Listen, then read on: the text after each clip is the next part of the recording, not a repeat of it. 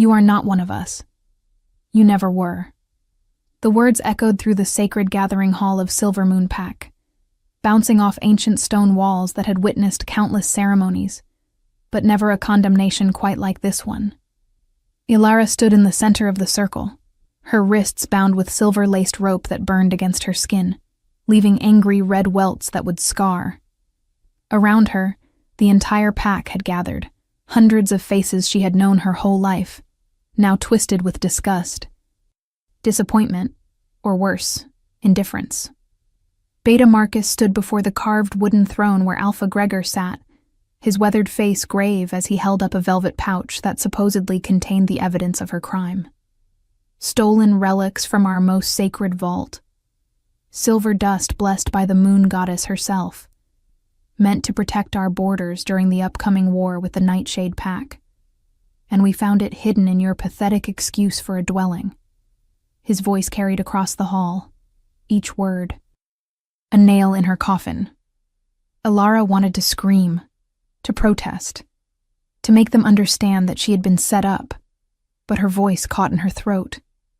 She had always been voiceless here, the Omega who could not shift, the defective wolf who brought shame to her bloodline. Her eyes found her former friend Cassandra in the crowd, the Beta's daughter, standing beside her father with tears streaming down her beautiful face. False tears. Ilara had seen those same eyes cold and calculating just 2 nights ago when she had stumbled upon Cassandra and 3 rogues exchanging leather pouches in the forest, silver dust changing hands for gold coins.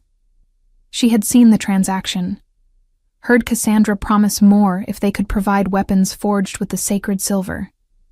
It was treason of the highest order, selling their pack's blessed resources to rogues who would undoubtedly sell them to their enemies. But Cassandra had seen her too, had smiled that perfect smile, and said they would talk about what Ilara had witnessed. Instead, Cassandra had gone to her father and spun a tale of catching Ilara red-handed, stealing from the vault that only high-ranking pack members could access. The irony was not lost on Ilara. She, who could barely enter the pack house without permission, was being accused of infiltrating their most protected sanctuary. "The punishment for such betrayal is clear," Alpha Gregor announced, rising from his throne. He was old now, his dark hair threaded with silver, his once powerful frame slightly stooped, but his voice still carried the weight of absolute authority. "You will be cast out, but not simply exiled to wander as a rogue. No. For this crime, you will be taken to the border of the Forbidden Forest and left to whatever fate the wilderness decides for you." A collective gasp rippled through the crowd. The Forbidden Forest was not merely dangerous, it was death itself, a sprawling expanse of ancient woods that predated even the oldest packs, filled with creatures that existed outside the normal hierarchy of their world. Wolves who entered that forest rarely returned, and those who did came back changed, broken, whispering of shadows that moved with intelligence and malice, of beasts larger than any natural animal, of a darkness that seemed alive.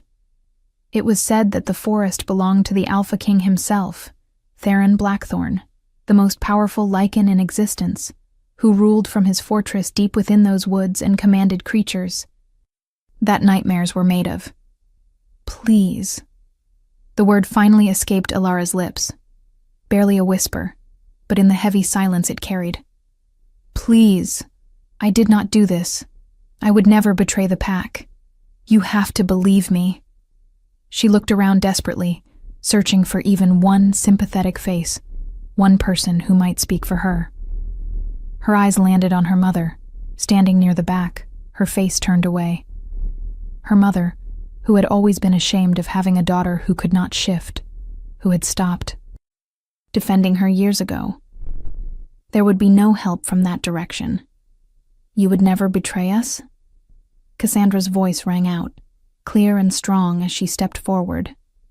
"You who have brought nothing but shame to this pack since the day you failed your first transformation. You, who we have fed and sheltered out of mercy despite your uselessness. And this is how you repay our kindness?" The crowd murmured in agreement. Elara felt something inside her crack, a pain deeper than any physical wound. They dragged her from the hall as the sun began to set, loading her into a reinforced cage in the back of a transport vehicle. 4 guards accompanied the journey, none of them meeting her eyes, none of them speaking to her. She was already dead to them, already erased from their pack bonds. The ride took 3 hours, the vehicle climbing into the mountains where the air grew thin and cold, where the trees grew so thick that even midday seemed like dusk. When they finally stopped, Elara could feel it, the wrongness.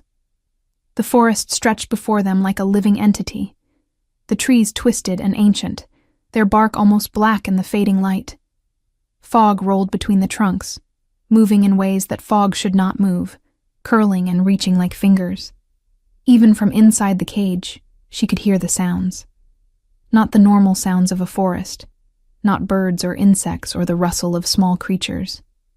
These were deeper sounds, older sounds, growls that resonated in her chest, the crack of branches that sounded like bones breaking, whispers in a language she did not know, but somehow understood in her soul meant danger.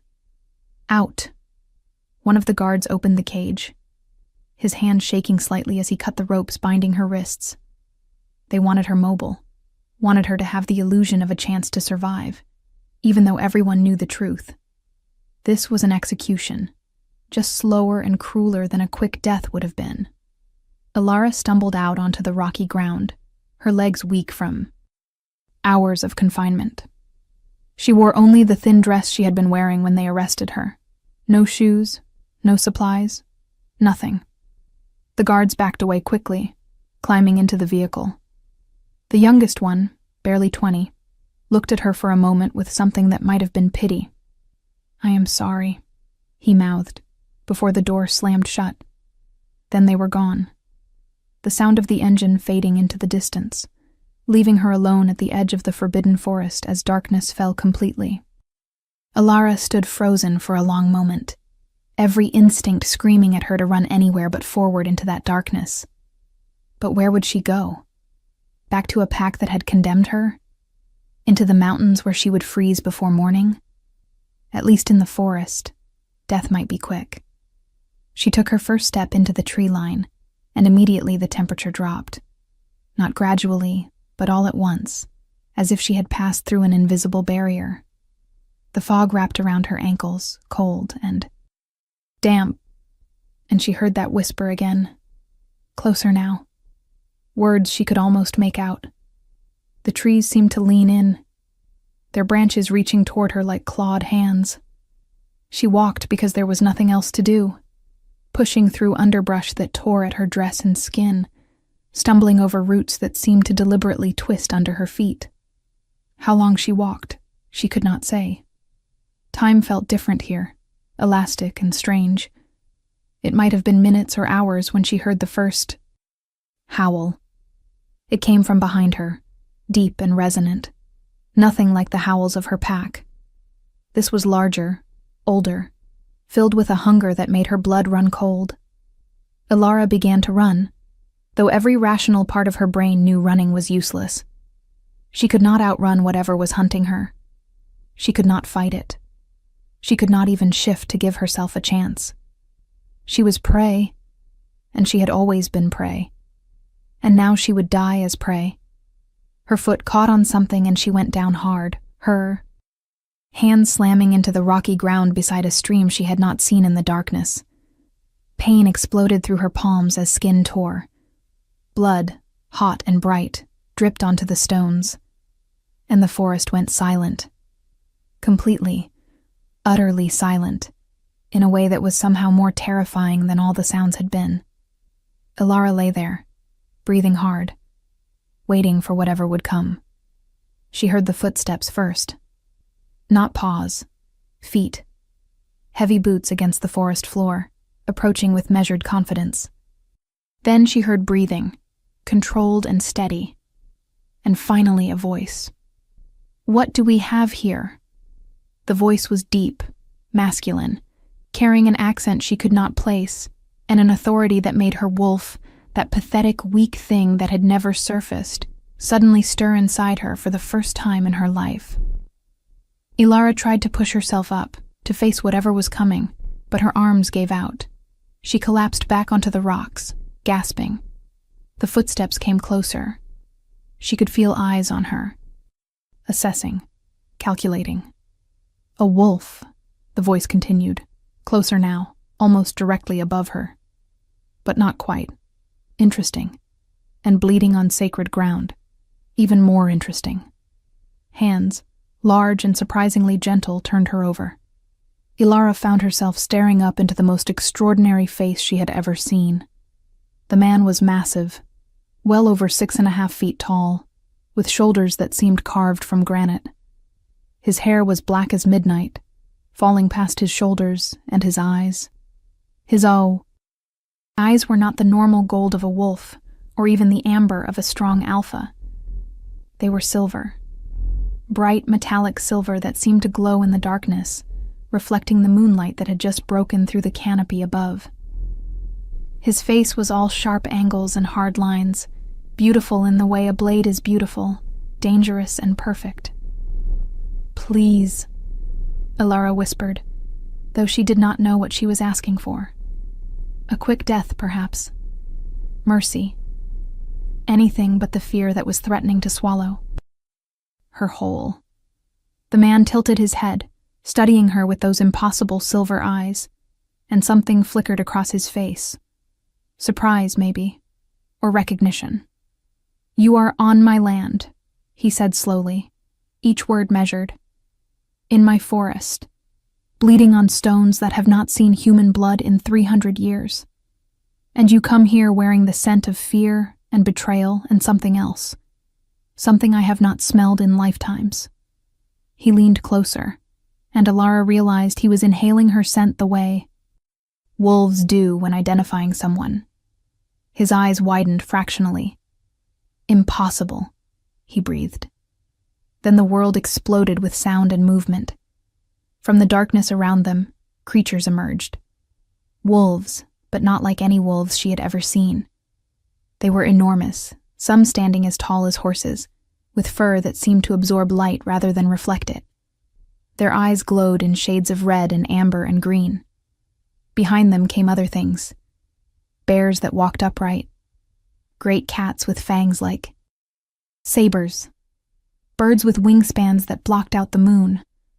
All of them converging on this spot. On her. Ilara screamed, trying to scramble backward, but there was nowhere to go. The stream was at her back, the creatures in front, and the silver-eyed man still crouched beside her. She was going to be torn apart by a dozen different predators, and she could not even shift to fight back. But the creatures did not attack. They approached slowly, almost reverently, and then, one by one, they lowered themselves to the ground. The wolves dropped their heads, their tails curling under their bodies in submission. The bears bent forward on their massive front legs. The great cats flattened themselves against the earth. Even the birds landed and folded their wings, their heads bowing. They were all bowing. To her. "What in the name of the moon goddess?" the silver-eyed man whispered, and for the first time, there was something other than control in his voice. There was awe. He stood slowly, his eyes moving from the creatures to Ilara and back again. "They recognize you. They are submitting to you. These beasts that answer only to me, that I have commanded for centuries, they are treating you as their superior." Ilara could not process what she was seeing, could not understand it. The largest of the wolves, a creature with fur as black as night, and scars crossing its massive face, crawled forward on its belly until its head was inches from her bleeding hand. It whined softly, a sound of devotion, and then gently licked the blood from her palm. The moment its tongue touched her skin, something happened. Power surged through Ilara like lightning, starting from the point of contact and racing through her entire body. It was not painful, but it was overwhelming, like waking up after being asleep her entire life, like taking a first breath after being underwater. Her vision sharpened until she could see every detail in the darkness, every leaf, every stone, every hair on the creatures surrounding her. She could hear the heartbeat of the silver-eyed man, strong and steady. She could smell the forest itself, rich and complex, layers upon layers of life and death and growth. And she could feel them, all of them. Every creature in this forest, she could feel their presence like stars in her consciousness, points of light connected to her by invisible threads. "What is happening to me?" She gasped, her voice stronger now, resonating with something that had not been there before. The man dropped to one knee beside her, his silver eyes wide with something that looked like disbelief. "You are awakening," he said simply. "The question is, awakening as what?" He reached out slowly, telegraphing his movement, and placed his palm against her forehead. The moment his skin touched hers, another surge of power rocketed through them both. Alara felt it slam into her like a tidal wave. Recognition, connection, completion, the mate bond. She knew without being told because every cell in her body was screaming it. This man, this dangerous, powerful creature crouching beside her in the darkness, was her mate. Her true mate, the one the moon goddess herself had chosen for her. She saw the knowledge hit him at the same moment, saw his pupils dilate, saw his breathing change. "No," he said. But it was not a rejection. It was denial of something impossible. "You cannot be. The moon whisperers are extinct. They were hunted down and killed centuries ago. Every last one of them." "Moon whisperers?" Alara repeated, the word feeling strange on her tongue, but somehow right, somehow familiar, like a name she had forgotten but her soul remembered. "I do not know what that is. I am just an Omega from Silver Moon Pack. I am nobody. You are not an Omega." The man's voice was firm, absolute. "You have never been an Omega. You are Moon Whisperer, daughter of the oldest bloodline, the ones who could speak to the moon itself and command all creatures that walk in her light. That is why you could never shift. You are not meant to have one form. You are meant to command all forms." He pulled his hand back and stood, pacing now, his movements agitated. "But this is impossible. I would have known. The moment you were born, I should have felt it. Every creature of the night should have felt it. How did you hide for so long?" Alara struggled to her feet, her legs shaky but stronger now, that power still flowing through her veins like electricity. "I did not hide. I did not even know. My mother never said anything. My pack treated me like I was defective, broken. They just exiled me here to die because they think I stole from them." "Exiled?" The man's voice went cold, dangerous. "They exiled a moon whisperer. They cast out the one being who could have protected them from anything, who could have made their pack untouchable." He laughed, but it was not a pleasant sound. "The Silver Moon Pack has just made the most catastrophic mistake in their history." Turned back to Alara, and she saw his face clearly now in the moonlight that streamed down through the canopy. He was not just handsome, he was devastating, the kind of beautiful that was almost painful to look at. But more than that, he radiated power. It rolled off him in waves, primal and absolute.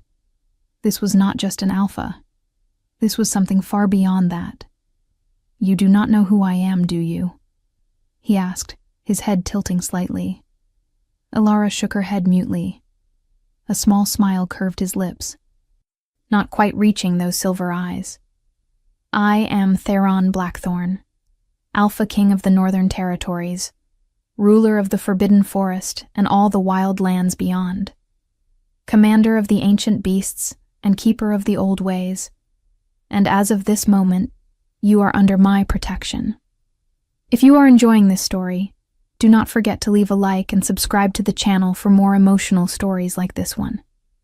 Ilara felt her knees start to buckle again at his words, at the weight of what he was claiming to be. The Alpha King. The boogeyman that mothers in her pack used to frighten children into behaving.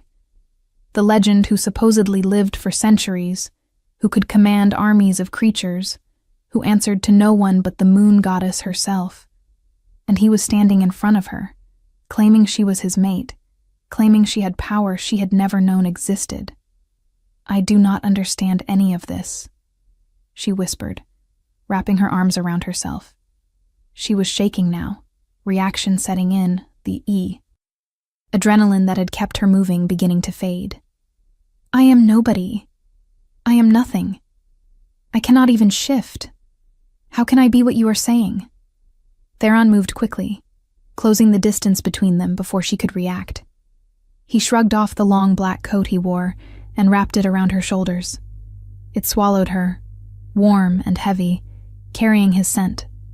Pine and snow and something wild, something that made her wolf stir again, stronger now, pushing against her consciousness with an urgency she had never felt before. You are cold and injured and in shock, he said, his voice gentler now. We can discuss your heritage and your power later. Right now you need shelter and food and rest. Can you walk?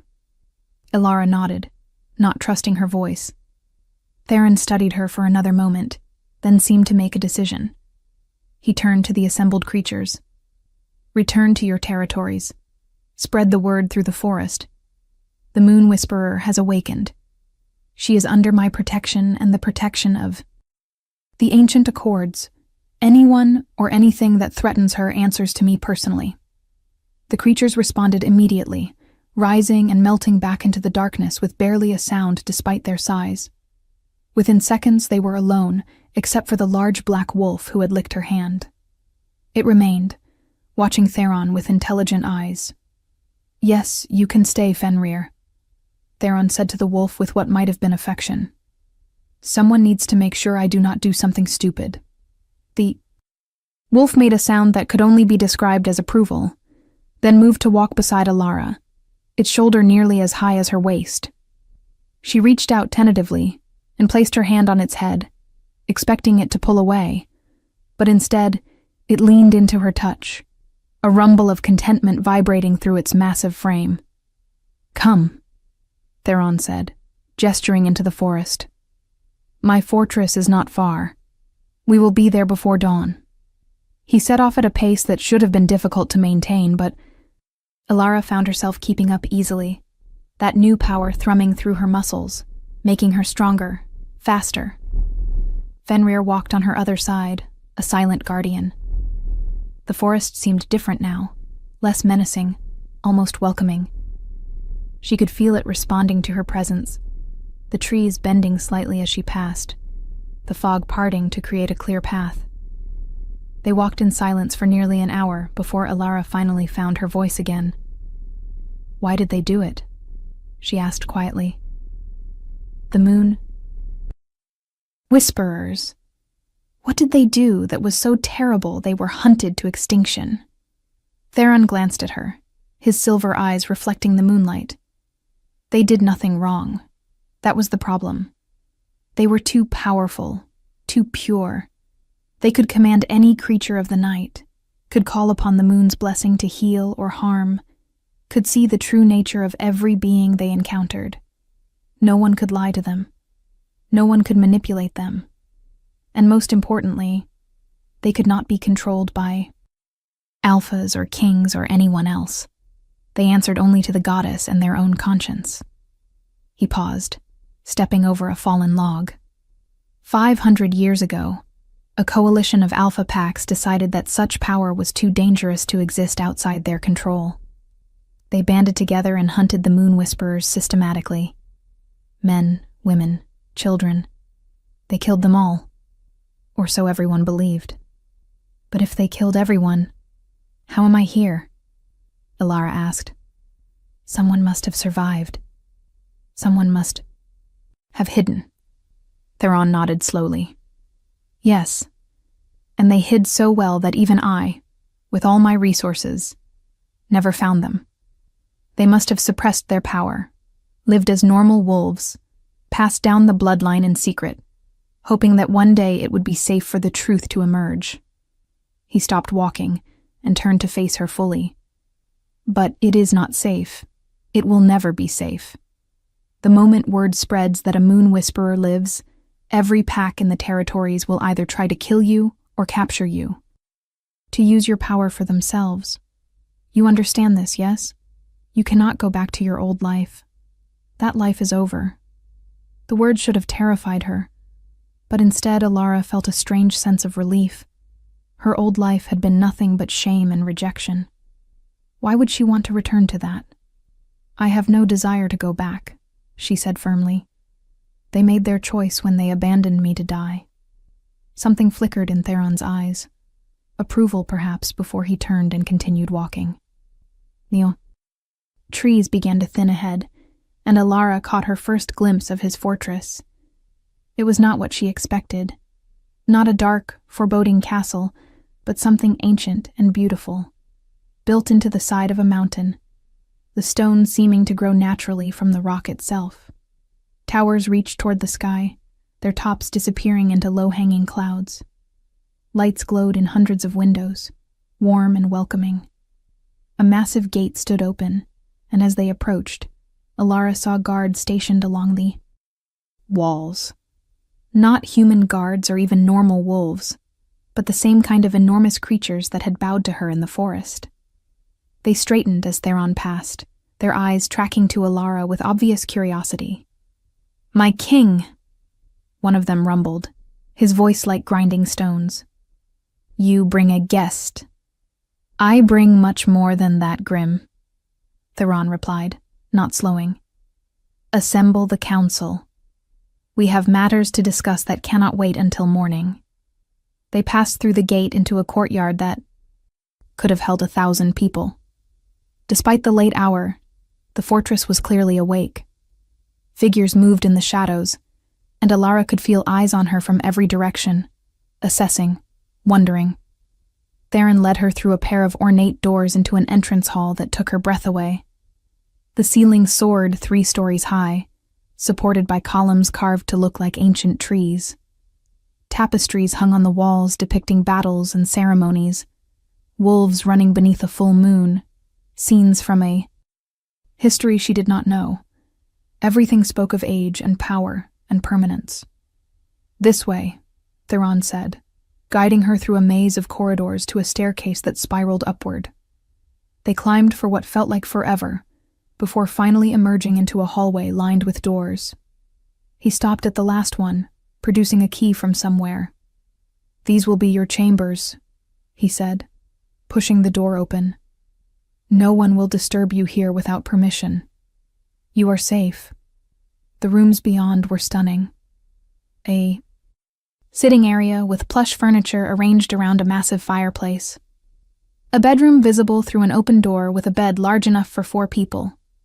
Windows that looked out over the forest, now peaceful in the moonlight.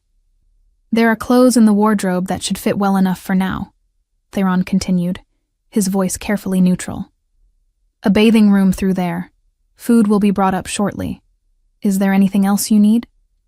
Alara turned to face him, suddenly aware that they were alone, that the mate bond was pulling at her with almost physical force, urging her to close the distance between them, to touch him, to claim and be claimed.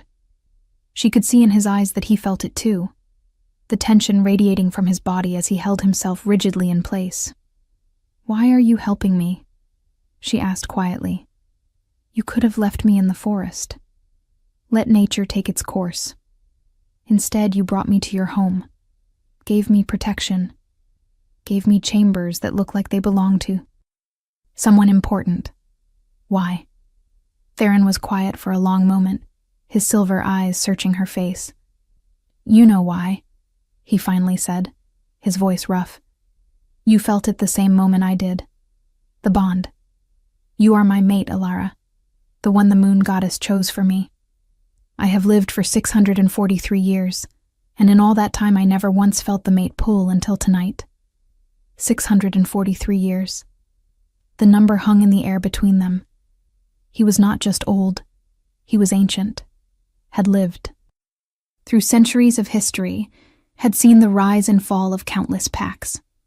And she was 19, had lived her entire life in one small pack, had never been farther than the mountains beyond their territory. "I do not know how to be anyone's mate," Alara whispered. "I do not know how to be what you think I am. I am just a girl who could not shift, who everyone hated, who was thrown away like garbage." Theron moved then, crossing the distance between them in 2 long strides. He cupped her face. In his hands, his touch gentle despite his size and obvious strength. "You are not garbage. You have never been garbage. You are the rarest, most precious thing in this world, a moon whisperer, my mate. And I will spend however long it takes teaching you to see yourself the way I see you, the way the goddess sees you." His thumb brushed across her cheekbone, wiping away a tear she had not realized had fallen. "But not tonight. Tonight you need rest. Tomorrow we will begin to figure out how to keep you alive and unlock the power that is your birthright." He stepped back, breaking contact, and Alara felt the loss like a physical ache. "Lock the door behind me," he instructed, moving toward the exit. "Trust no one but me and Fenrir until I tell you otherwise. There are those even within my own fortress who would see a moon whisperer as a threat rather than a blessing." "Will I see you tomorrow?" Alara asked, hating how small her voice sounded. Theron paused in the doorway, looking back at her over his shoulder. "You will see me every day for the rest of your life, little wolf. That is what being mates means. I am yours and you are mine, from now until the moon itself falls from the sky." Then he was gone, the door closing softly behind him, leaving Alara alone with her spinning thoughts and the wolf Fenrir, who had settled himself in front of the fireplace as if he had always belonged there. What do you think will happen next? Leave your predictions in the comments below. Alara stood frozen for a moment, trying to process everything that had happened in the last few hours. This morning she had woken up in her small, shabby room in the pack house, worried about finding enough food, avoiding Cassandra and her cruel friends. Now she stood in a fortress that belonged to the Alpha King himself, wearing his coat, having been told she was his mate and the inheritor of a legendary bloodline everyone thought was extinct. It seemed impossible. It felt like a dream, or perhaps a nightmare. She moved to the window, looking out over the forest that had almost been her grave. The moon hung full and bright above the trees, and as Alara stared at it, she felt something stir deep inside her. Not her wolf, but something older, something that lived in her very bones. The moon seemed to pulse with light, or maybe that was her imagination. But then she heard it. A voice, ancient and feminine, whispering in a language she should not understand, but somehow did. "Daughter of the moon, child of the first light, your awakening has begun, but your trials are far from over. Those who cast you out will seek to reclaim what they abandoned. Those who fear you will seek to destroy you. But you are not alone. Never alone.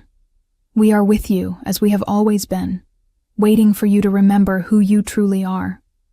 Alara gasped, stumbling back from the window. Had she really heard that? Or was she losing her mind from stress and exhaustion? She looked down at her hands, her torn and bloody palms that Fenrir had licked. The wounds were healing. She could see them closing, the skin knitting back together with unnatural speed. Within moments, there was nothing left but faint pink lines that faded even as she watched. This was real. All of it was real. She was not crazy. She was not defective. She was something else entirely. Something powerful. Something that scared people. The thought should have frightened her, but instead, for the first time in her life, Alara felt a spark of something that might have been hope. A knock on the door made her jump. "Food, miss," a gruff voice called. The king ordered it sent up. Alara moved to the door, but did not open it immediately, remembering Theron's warning about trust. "Leave it outside," she called back. "I will collect it in a moment." "As you wish." She heard footsteps retreating, waited another minute, then cracked the door open carefully. A tray sat on the floor, laden with bread and cheese and meat and fruit. More food than she would normally see in a week. Her stomach growled, reminding her she had not eaten since yesterday morning. She brought the tray inside, locking the door again behind her. Fenrir watched her with those intelligent eyes as she settled into one of the chairs by the fire and began to eat. The food was incredible, fresh and flavorful, nothing like the scraps she was used to receiving in the pack house. "What am I going to do?" she asked the wolf, not really expecting an answer.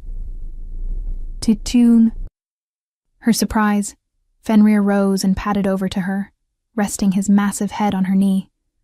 She felt a surge of warmth through their connection, something that might have been reassurance or encouragement. "You can understand me, can you not?" she said slowly. "Not just my words, but my thoughts, my feelings." The wolf huffed softly, his tail giving a single wag. Elara felt tears prick her eyes again, but this time they were not from sadness. For her entire life she had been alone, isolated even, within her own pack. Now, in this strange place with these strange beings, she finally felt like someone cared whether she lived or died. "Thank you," she whispered, stroking Fenrir's head, "for protecting me, for staying with me."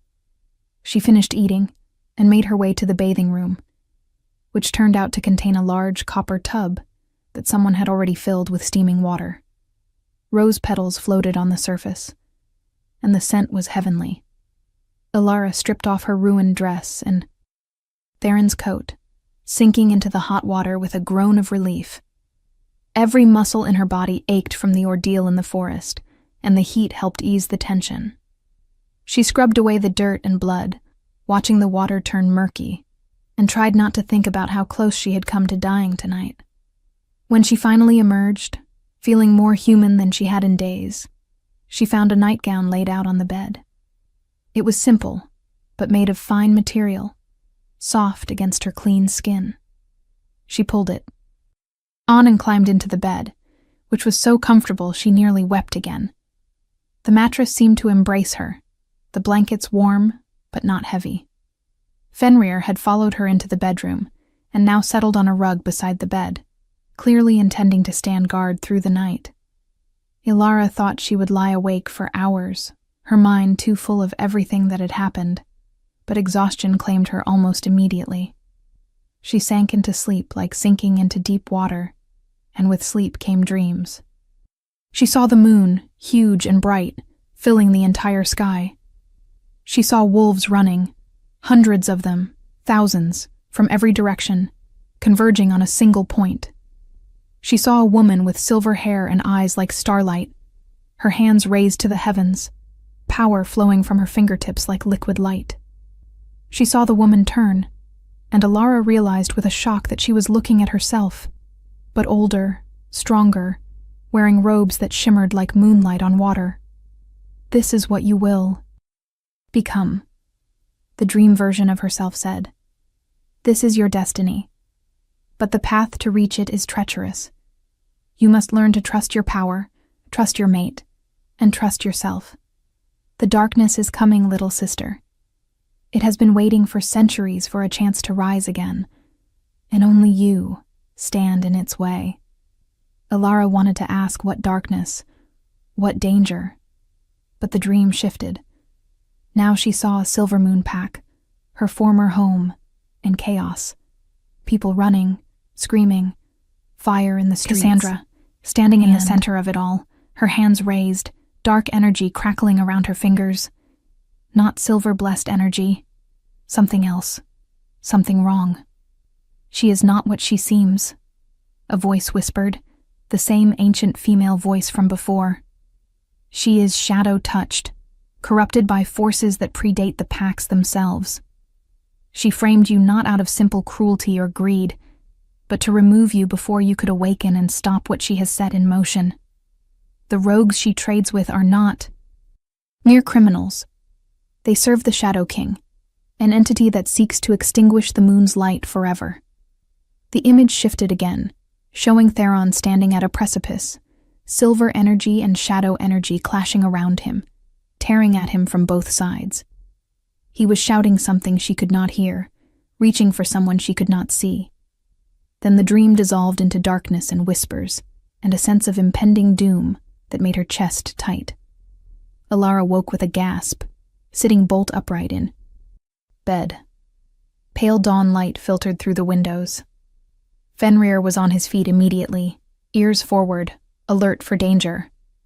But there was no danger, at least not physically present.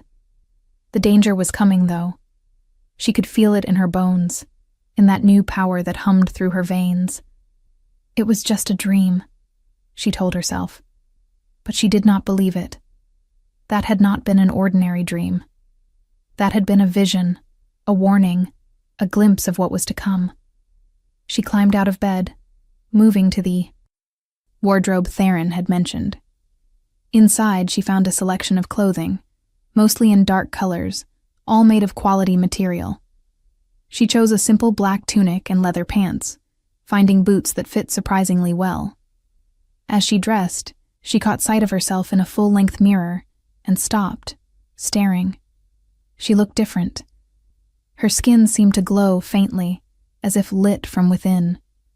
Her eyes, which had always been a muddy hazel, now held flecks of silver that caught the light. Her dark hair, usually dull and lifeless, now shone with health, falling in thick waves past her shoulders. She looked like someone else. Or maybe, for the first time, she looked like herself. A knock on the door interrupted her examination. "Alara?" Theron's voice, even through the heavy wood, sent a shiver through her. "Are you awake? The council is assembled. They are demanding to meet you." Alara crossed to the door and opened it. Theron stood in the hallway, dressed in formal black clothing that emphasized his powerful build. His silver eyes swept over her, something hot and possessive flashing in their depths before he controlled it. "You look rested," he said, his voice carefully neutral. "Did you sleep well?" "I had dreams," Alara replied. "Visions, I think. About what is coming. About danger." Theron's expression turned grave. "Tell me as we walk. The council grows impatient, and these are not beings you want to keep waiting." He offered her his arm, a surprisingly courtly gesture. Alara took it, feeling a jolt of electricity where their skin touched. Fenrir fell into step beside them as they left her chambers and began navigating the fortress's corridors. "Tell me about these visions," Theron prompted. Alara described everything she had seen. The woman with silver hair, the chaos at Silvermoon Pack, Cassandra with dark energy, the warnings about a Shadow King. With each detail, Theron's expression grew darker. "Shadow-touched," he muttered. "I have not heard that term. Used in centuries. If what you saw is true, if this Beta's daughter has truly been corrupted by shadow magic, then Silvermoon Pack is in more danger than they can possibly imagine. Shadow-touched cannot be reasoned with or saved. They are consumed completely, body and soul, turned into vessels for ancient darkness." "What do we do?" Alara asked. "We?" Theron glanced at her, one eyebrow raised. "We do nothing. That pack cast you out, left you to die. They made their choice. Let them face the consequences." "But innocent people will suffer," Alara protested. "Children. Families who had nothing to do with the decision to exile me. I cannot just let them die." Theron stopped walking, turning to face her fully. "You have a kind heart. That is admirable. It is also dangerous. Kindness will get you killed in this world, especially once word spreads about what you are." He reached out, tucking a strand of hair behind her ear, his touch lingering. "But you are right. A moon whisperer is meant to protect, not seek vengeance. We will discuss options with the council." They continued walking, climbing another staircase, then another, until they reached a pair of massive doors carved with images of the moon in all its phases. 2 guards stood watch, creatures that looked almost human, but not quite. Their features too sharp, their eyes too bright. "The Alpha King and the Moon Whisperer," one of them announced, pushing the doors open. The chamber beyond was circular, with a domed ceiling painted to look like the night sky. Around the edges of the room stood 12 figures, and as Alara entered, every one of them turned to stare at her. They were not human, not even close. Some were clearly shifters like Theron, radiating alpha power. Others were different species entirely. A woman with skin like tree bark and eyes like moss. A man whose form flickered between solid and shadow. A creature covered in scales that caught the light like jewels. If you want to see how this story ends, make sure you are subscribed with notifications on. "Council," Theron said, his voice formal now, carrying absolute authority. "I present to you Alara, last known descendant of the Moon Whisperer bloodline, inheritor of the ancient gifts, and my mate." The silence that followed was deafening. Then everyone spoke at once, voices raised in shock and disbelief, and in some cases, barely concealed hostility. "Impossible," someone shouted. "The Moon Whisperers are extinct." "This is a trick," another voice claimed. "Some kind of elaborate deception. If she truly is what you claim," a woman with silver eyes similar to Theron's said coldly, "then she represents a threat to the balance of power we have maintained for centuries. Perhaps it would be better if the extinction remained complete." Theron's power exploded outward, slamming into the room like a physical force. Several council members staggered under the weight of it. "You will show respect," he snarled, his eyes blazing with silver light. "Or you will leave this council and never return. She is my mate. She is under my protection. Anyone who threatens her threatens me. Is that understood?" Grudging nods answered him, though Alara could feel the hostility still simmering under the surface. These were ancient beings, used to power and influence, and she was an unknown variable that frightened them. "Perhaps a demonstration," the woman with tree bark skin suggested, her voice like wind through leaves. "If she truly has the gift, she should be able to prove it." "What did you have in mind, Silva?" Theron asked, his tone suggesting he knew he would not like the answer.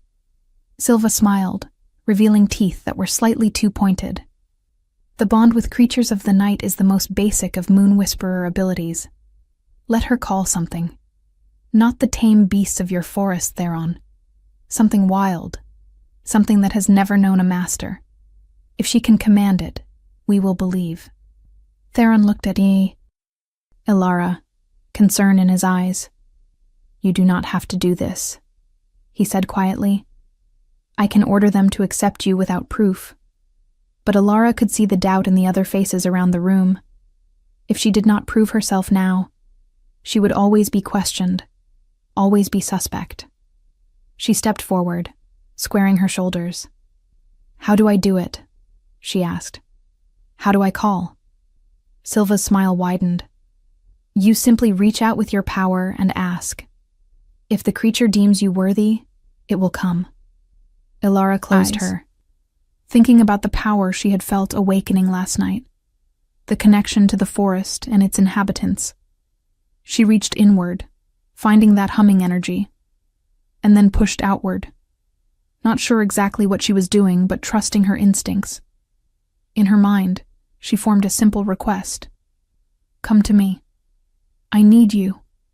She felt the call leave her like a ripple on water, spreading outward, touching everything in its path. For a long moment, nothing happened. Then she felt something respond. Something big, something ancient, something that made even her new power feel small in comparison. The doors to the council chamber blew open with enough force to tear them from their hinges. A creature entered that made Alara's breath catch. It was a dragon. Not a huge dragon from children's stories, but still massive, easily twice the size of a horse. Its scales were deepest midnight blue, almost black, and they reflected the light from the chamber's torches like stars. Its eyes were gold, ancient and intelligent and wild. It had never been tamed, never been commanded, had lived in the mountains beyond the forest for centuries, answerable to nothing and no one. Every member of the council stepped back, several of them raising defensive magic. Dragons were not creatures that could be controlled, not even by the Alpha King. They were too old, too powerful, too independent. For one to enter the fortress at all was unprecedented. For it to enter in response to a call was impossible. The dragon's eyes found Alara, and it moved toward her with slow, deliberate steps, its claws clicking on the stone floor. She knew she should be terrified, but she was not. She could feel its curiosity, its interest, the ancient intelligence studying her. It stopped inches away, its massive head lowering until they were eye to eye. Then, slowly, deliberately, it bent one front leg and lowered its head further, the unmistakable posture of submission and respect. Worthy. A voice rumbled in.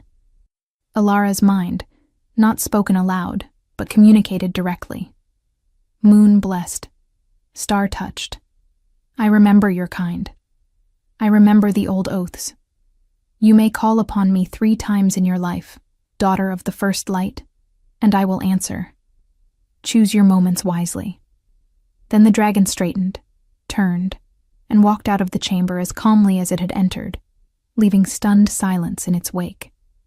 Alara swayed, suddenly exhausted, and felt Theron's arm around her waist, supporting her. That, Silva said into the silence, her voice filled with awe, is not something I have witnessed in my 800 years of life. A dragon bowing to any being, offering a triple oath, acknowledging ancient accords that predate even the oldest of us. She looked at Alara with new respect, and perhaps a touch of fear. You are indeed what you claim. The council acknowledges this. The others murmured agreement, their hostility replaced by wariness, but also acceptance. Then let us discuss the real reason for this meeting, Theron said, guiding Alara to a chair and making sure she was steady before addressing the council again. We have a threat emerging, shadow-touched, possibly multiple instances, connected to a resurgence of the Shadow King cult. They have infiltrated at least one pack that we know of, possibly more, and their first action was to identify and eliminate the one being who could pose a threat to their plans, a moon whisperer. Shadow-touched, the man who flickered between solid and... Shadow spoke up, his voice like dry leaves. I had hoped never to hear those words again. When the last Shadow King was defeated 500 years ago, we thought that darkness was sealed permanently. Clearly we were wrong, Theron said grimly. The question is, what do we do about it? Alara saw visions last night. Silver Moon Pack is compromised, likely already under attack or soon to be. They exiled her, yes, but many innocents will suffer if we do nothing. Why should we care about the fate of one pack? Someone asked. Because if Silvermoon falls to Shadow, Theron replied, his voice hard, it will not stop there. Shadow spreads like infection. One pack becomes 2, 2 becomes 4. Before we know it, we will be fighting a war on all fronts. Then we send forces, Silva said practically. We cleanse the corruption before it can spread. It is not that simple, Alara spoke up, her voice stronger now. All eyes turned to her. In my vision, Cassandra was not working alone. She had help from inside the pack, people in positions of power. If we just attack, we could be playing into their hands, starting a conflict that distracts us from the real threat. What do you suggest? Theron asked, genuine curiosity in his voice. Alara thought about it, pieces of a plan forming in her mind. I go back, she said finally. Not as an exile, but as what I truly am. I reveal the corruption, expose Cassandra and anyone working with her. Moon Whisperers can see the truth of people, yes? Can see through lies and deception. I use that ability to identify all the shadow touched before they can do more damage. Absolutely not, Theron said immediately. You are suggesting walking back into the den of people who tried to kill you, who may already be corrupted by shadow magic, with minimal training in your abilities and no backup. It is suicide. Not if I have backup, Alara countered. Not if you send some of your people with me. Not if I go in strong and prepared, instead of weak and alone. She stood, facing him directly. Theron, you said yourself that Moon Whisperers are meant to protect. This is my chance to do that. To save lives. To prove that I am more than they thought I was. Theron stared at her for a long moment, conflict clear on his face. The mate bond pulled at both of them, urging him to protect, urging her to trust. Finally he sighed. We train you first, he said. For at least a week. We unlock your abilities, teach you to control your power, make sure you can defend yourself. Then we consider this plan. Fair? Alara nodded. That was more than she had hoped for. Fair. Then this council is dismissed, Theron announced. I will keep you updated on our progress. In the meantime, increase patrols along all our borders. If shadow is rising again, we need to know where and how fast. The council members filed out, most of them giving Alara long, assessing looks as they passed. When the chamber was finally empty except for her, Theron and Fenrir. Theron turned to her with an expression that was equal parts frustrated and impressed. You are either very brave or very foolish, he said. I have not decided which yet. Maybe both, Alara admitted, but I meant what I said. I cannot just hide here while people die, even if those people rejected me. It is not who I am. No, Theron agreed quietly. It is not. Which is exactly why the goddess chose you for this. A Moon Whisperer needs to be compassionate, needs to care about all creatures, even those who have wronged them. You will make a worthy heir to that legacy, Alara. Of that I have no doubt. He reached out and took her hand, the contact sending sparks up her arm. But you will also drive me insane with worry. That much is also certain. Alara managed a small laugh.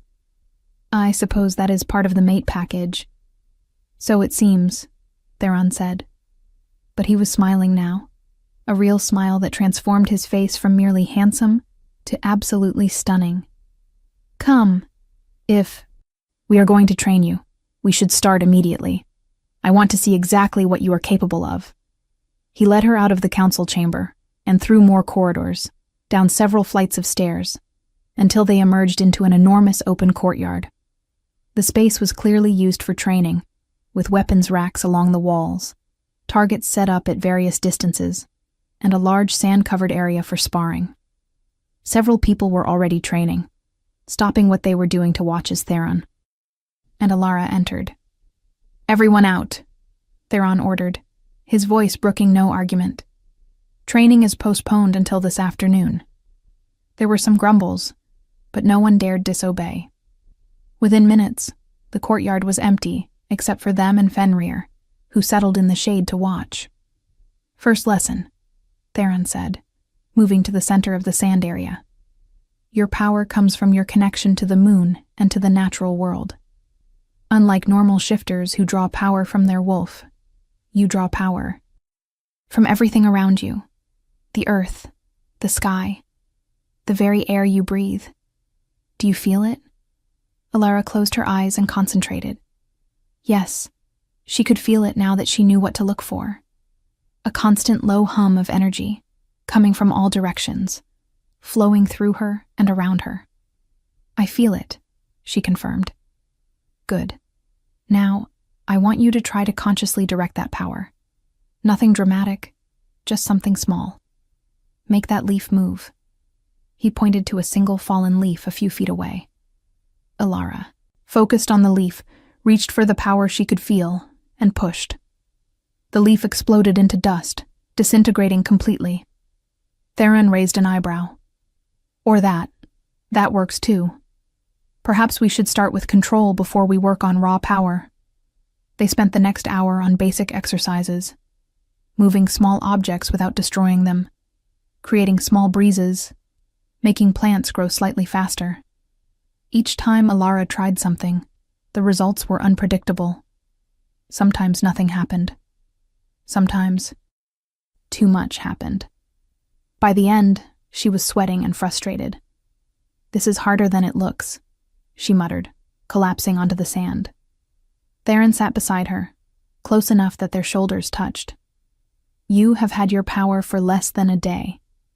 Most shifters spend years learning to control their wolves. You are trying to control something infinitely more complex. Be patient with yourself." "I do not have years," Alara said. "People are dying right now. Every day I spend training here is..." Another day, Cassandra and her shadow-touched allies spread their corruption. "True," Theron acknowledged, "but a dead hero helps no one.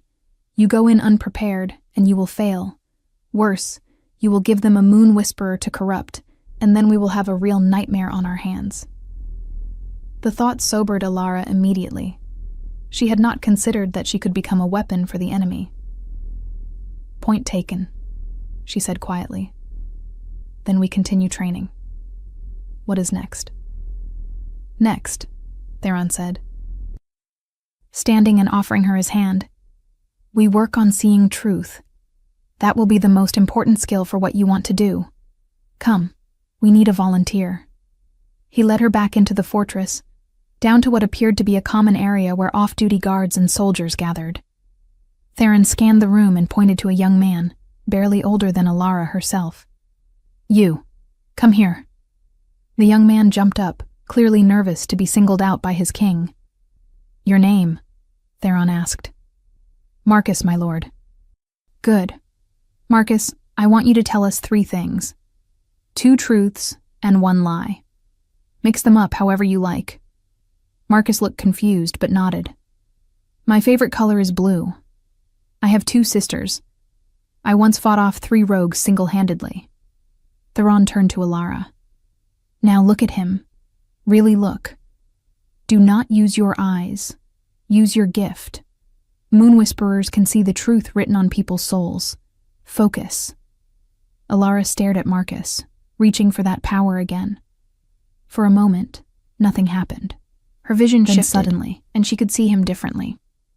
Colors swirled around him, bright and clear. But when he had spoken certain words, the colors had flickered and dimmed. "The middle one," she said slowly. "About the sisters. That is the lie. He has brothers, not sisters.